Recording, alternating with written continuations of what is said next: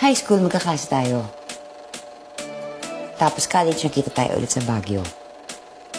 Ang galing ng boyfriend mo, ah. Hindi ko po siya boyfriend. Tapos ngayon, nakita tayo ulit sa Paris.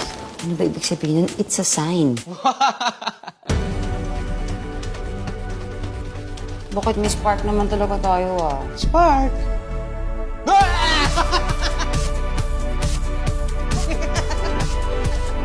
Alam mo ba, may nagsabi sa akin na 3 tao lang daw ang totoong mamahalin mo sa buhay. Nahanap mo na ba yung 3 yon? Di pa. Ibig sabihin may 3 chance pa ako sa'yo.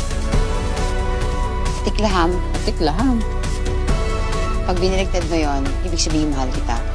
Alam mo, Marie, ayoko masira kung ano yung meron tayo. Pabago-bago ako ng gusto. Nag-compute ako eh. Mahigit 7 taon rin yung kwento natin dalawa. Kaya ko lang ibigay sa'yo lahat ng pagmamahal na binigay mo sa akin. Ikaw pa rin yung pipiliin ko. Mahal pa rin kita. Kasi yun ang kailangan ko.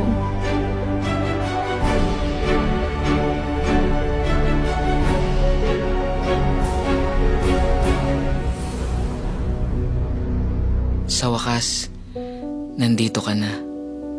Hindi ito ang wakas.